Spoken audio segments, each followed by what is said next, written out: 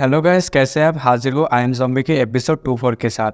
तो जैसा कि हमने पिछले एपिसोड में देखा था, डिपार्टमेंट हेड और उसके बाकी के लोग एक पुराने एंशिएंट रूइन में आया होता है, जहाँ पर हमने देखा था वो लोग उधर कुछ ढूंढ रहा होता है। तो अब आगे तो इस एपिसोड के शुरुआत में हम देखते हैं डिपार्टमेंट हेड और उसके बाकी के लोग एंशिएंट रूइन में घूमते घूमते एक जगह पर आ गया होता है, जहाँ पर उन लोगों को एक पुराना लाश दिखाई देता है। लेकिन एक सोल्जर आकर डिपार्टमेंट हेड को कहता है, सर यहाँ पर एक इमरजेंसी आ चुकी है।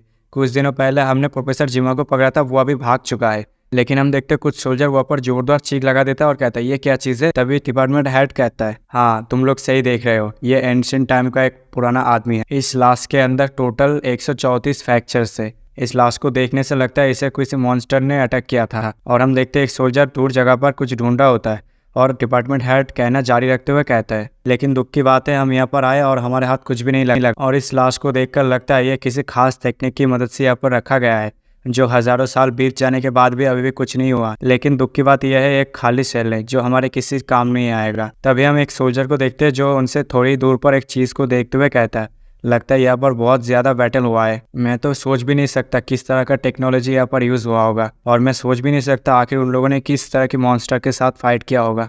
तभी डिपार्टमेंट चिल्लाते हुए सभी से कहता है, चलो यहाँ पर कुछ नहीं, यहाँ से चलते हैं। और क्या ये इमरजेंसी आया था? जो सुनकर साइड में खड़ा हुआ एक सोल्जर कहता है, वियंडर एकेडमी के जो लोग थे उन लोगों ने प्रोफेसर जिमा को पकड़ा था, लेकिन प्रोफेसर जिमा उनके चंगुल से भाग गया है। किसी कारण के चलते वो लोग हमसे यह भागने में सक्सेसफुल हो पाए हैं।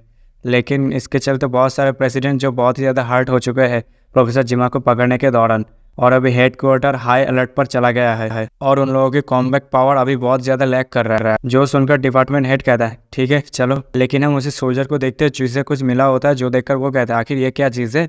कहते ही वो उस चीज़ को प्रेस कर देता है, जिसके चलते उस एंशिएंट रूइन में सब कुछ कांपने लगती है और इधर उधर हिलने लगती है। जो देखकर वहाँ पर जितने भी लोग थे वो सभी बहुत ही ज़्यादा शॉक्ड हो जाता है। और हम अगले पल देखते हैं कुछ बॉल जो उड़ता हुआ आकर उन लोगों के सामने प्रोजेक्शन क्रिएट करता है। जो देखकर एक सोल्जर चिल्ला जाता है और कहता है, आखिर ये क्या चीज़ है? क्या उन लोगों का टेक्नोलॉजी अभी भी फंक्शन कर रहा है क्या? और हम देखते हैं वो प्रोजेक्शन उन सभी से कहता है, ये मेरा पहली बार है किसी इंसान को देखना जिसके पास बहुत ही अच्छा फिजिकल बॉडी है, जो काफी ज्यादा स्ट्रॉन्ग। तभी एक सोल्जर डिपार्टमेंट हेड को कहता है, डिपार्टमेंट हेड जरा ध्यान से। जो सुनकर डिपार्टमेंट उस सोल्जर से कहता है, क्या तुम पागल हो क्या तुम्हें दिखाई नहीं दे रहा ये एक प्रोजेक्शन है? और हम देखते हैं वो प्रोजेक्शन डिपार्टमेंट हेड से कहता है, मैं तुम्हें और भी ज्यादा स्ट्रॉन्ग बना सकता हूँ अगर तुम चाहो तो। जब तक तुम ह्यूमन सिविलाइजेशन को प्रोटेक्ट करोगे तब तक मैं तुम्हें सपोर्ट करूंगा और तुम्हें काफ़ी ज़्यादा स्ट्रॉन्ग बना दूंगा। जो सुनकर डिपार्टमेंट हेड उस प्रोजेक्शन से कहता है, ये तो सिर्फ नेचुरल है और सीनियर आपको याद दिलाने की कोई ज़रूरत नहीं, मैं सिर्फ एंशिएंट ह्यूमंस को समझने की कोशिश कर रहा था। और वैसे तुम लोग कैसे अनाइलेट हो गए थे? जो सुनकर वो प्रोजेक्शन एक और प्रोजेक्शन चालू कर देता है, जिस पर हम देखते हैं हमारा ज़ॉम्बी का फोटो आ गया होता है। जो देखकर सोल्जर कहता है, आखिर ये क्या चीज़ है? क्या यह हमसे मजाक कर रहा है क्या? और फिर हमें वो प्रोजेक्शन एक पास्ट बताता है, जिस पर वो प्रोजेक्शन कहता है, 1000 साल पहले अभी के टाइम पर धरती जैसा दिख रहा है वैसा नहीं था।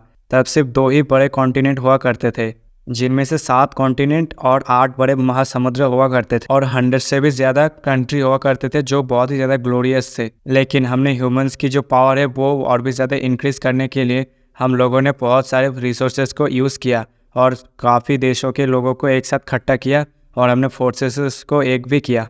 और काफ़ी इंतज़ार के बाद हमने एक ऐसा टेक्नोलॉजी बिल्ड कर लिया जिसे हम स्टारशिप कह सके, जिसके ज़रिए हम स्पेस में भी जा सकते हैं। और हमारी टेक्नोलॉजी के लेवल बहुत ही ज़्यादा अनप्रेडिक्टेबल लेवल पे पहुंच गया था। लेकिन उसी वक्त हमारा सामना एलियन सिविलाइजेशन से हो गया था, जिसके चलते हमें बैटल करना पड़ा। लेकिन उन लोगों की एडवांस टेक्नोलॉजी भी हमारे सामने भी कुछ नहीं था। लेकिन जैसा कि हम जानते हैं गहराई में मॉन्स्टर बसते हैं, तो वैसे ही एक मॉन्स्टर आया, जिसके चलते हमारा जो पूरा का पूरा सिविलाइजेशन था वो वहाँ पर एनालाइट हो गया था। सिर्फ एक वही ज़ॉम्बी है जिसके अगेंस्ट हम जीत नहीं पाए। जो सुनकर वो सोल्जर कहता है, आखिर क्यों? जो सुनकर वो प्रोजेक्शन कहता है, हाँ इसी की वजह से हम लोग वो बैटल जीत नहीं पाए। जो सुनकर वो सोल्जर डिपार्टमेंट हेड से कहता है, डिपार्टमेंट हेड क्या आपको नहीं लगता ये हमें ट्रिक करने की कोशिश कर रहा है? और इसे देखने से भी नहीं लगता ये काफ़ी ज़्यादा स्ट्रॉन्ग होगा। जो सुनकर डिपार्टमेंट हेड उस सोल्जर से कहता है, अपनी बकवास अपने पास रखो। क्या तुम्हें लगता है इस तरह के लोग हमारे साथ इस तरह के मजाक करेंगे और इस टाइम पर? और क्या तुमने कभी ये सोचा है जब हम लोग पैदा हुए थे उसके बाद से हम लोग ज़ॉम्बी से क्यों फाइट करते हुए आए हैं? जो सुनकर वो सोल्जर कहता है, हमने इसलिए एकेडमीज को बिल्ड किया ताकि हम ज़ॉम्बी से खुद को रेजिस्ट कर सके और हम उनकी मदद से उन लोगों को वहाँ पर सप्रेस कर सके। लेकिन हम पूरी तरीके से उन लोगों को सप्रेस नहीं कर पाए और उन लोगों को रोक के नहीं रख पाए। अब ये मत कहना ये सब इस बंदे की वजह से है। फिर डिपार्टमेंट हेड उस प्रोजेक्शन से कहता है, तो सीनियर, तो आपको क्या लगता है हम इस तरह के टेरिफाइंग मॉन्स्टर से कैसे सामना करेंगे? जो सुनकर वो प्रोजेक्शन डिपार्टमेंट हेड से कहता है, मेरे पास ज़्यादा टाइम नहीं है, मैं एक पास्ट का एक पुराना शैडो हूँ और इसके अलावा कुछ नहीं हूँ। मैंने अपनी सारी मेमोरी को एआई में कन्वर्ट कर लिया ताकि मैं सर्वाइव कर सकूँ और हमने सिर्फ एक ही चीज़ पर फोकस किया है, हमारी टेक्नोलॉजी को इम्प्रूव करने के लिए। लेकिन तुम एक अलग ही रास्ते पर हो। मुझे उम्मीद है इस तरह की जो तुम्हारी लेवल है फिजिकल बॉडी की, इस तरह के भी लेवल में कोई भी नॉर्मल इंसान नहीं पहुँच सकता। मुझे तुम पर यकीन है, तो चलो मैं तुम्हें कुछ दिखाता हूँ। जैसे ही वो कहता है और हम देखते साइड से एक दरवाज़ा खुलने लगती है और वो प्रोजेक्शन डिपार्टमेंट हेड से कहता है, तुम्हारी जो फिजिकल बॉडी है और हमारी जो टेक्नोलॉजी है, अगर हम इन दोनों को एक साथ कंबाइन कर दे तो हम उस ज़ॉम्बी को आसानी से डिफीट कर सकते हैं। और हम देखते हैं गॉन्टलेट निकल के आता है, शायद ये थैनोस का गॉन्टलेट है, जो भी हो हमें क्या। जैसे ही वो गॉन्टलेट सामने अपीयर होता है, जो देखकर डिपार्टमेंट हेड कहता है कि ये सच में एंशिएंट टेक्नोलॉजी है। फिर वो प्रोजेक्शन कहता है, हमेशा ये बात याद रखना, चाहे कोई भी रेस अपीयर क्यों ना हो इस धरती पे, हमारा सबसे बड़ा एनिमी है ज़ॉम्बी। फिर हम देखते हैं वहाँ पर कुछ देर के लिए खामोशी छा जाता है। फिर हम देखते हैं एक सोल्जर जाकर उस गॉन्टलेट को उठा लेता है और फिर डिपार्टमेंट हेड उस प्रोजेक्शन को कहता है, सीनियर आपका थैंक, मैं आपको डिसअपॉइंट नहीं करूँगा।